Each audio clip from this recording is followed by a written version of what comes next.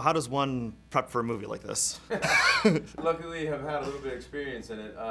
So I mean, it was less about prepping, and my partner and I, Reed Carolyn, he wrote it, and I helped him with the story and whatnot. But you kind of prep as you go. You create the story with Soderbergh, and you're just grinding every day. But as far as training and stuff, yeah, we trained a lot. Yeah, we trained really heavily for the movie.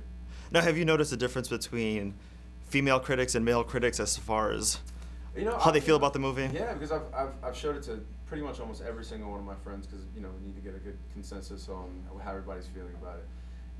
Girls like it because it's one of the first movies that kind of objectifies men. Because they've been on the opposite receiving side of that for so long. And then all my straight friends, all my guy friends that are like sort of aggro, they love it because they're like they were surprised that it was just they forgot that it was a stripper movie because it was sort of very, very entertaining and very male. Like it was very like males doing male stuff. Mm-hmm. So I don't know. If men give it a shot, hopefully they'll like it. But I'm not under the auspice of like dudes are gonna be like, yo, after the final game of the Heat, you want to go check out this Magic Mike movie? It's like it's gonna be crazy. I don't think that's gonna happen. But if they go with a girl or something, if they're smart, they'll go because they'll know where hopefully the women will be. Exactly. It's a slice of life movie. We made it. It's a little independent film. It's fun for the first half, and then it takes you on a little bit more of a serious ride towards the end. Now, are you able to hear the song Pony without wanting to get on a chair and dance? I don't think anybody hears the song Pony without not wanting to sort of grind it up. Yeah. I don't know. That's one of my favorite songs. So you were the one who decided to have the movie or have the song in the movie? Yeah, it's funny. We had all these amazing iconic stripper songs in the movie, but it's amazing how expensive those things are. When you have to pay for them in the movie, it's nearly impossible. And they're just like, yeah, $100,000 for that song, and you're just like, we don't have even $25,000 for all the songs.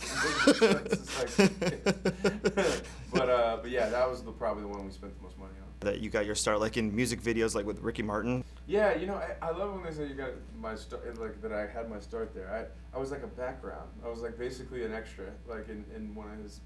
And if anything, made me completely understand that I never wanted to do a music video again. But that was like one of the first jobs that I had, as far as in the industry, I guess.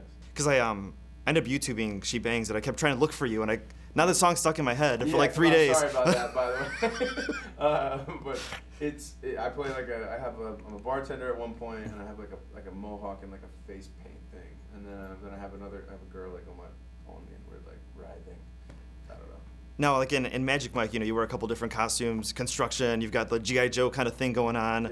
When people see you in any kind of costume or, do they just expect that you're going to start breaking out into moves? It's like when we were on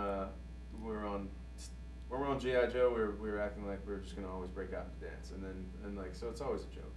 It's sort of if it's a fighting movie, it's just going to break out into like the Jets, like the West Side Story or something. So it's always sort of a joke around me that I'm going to break out.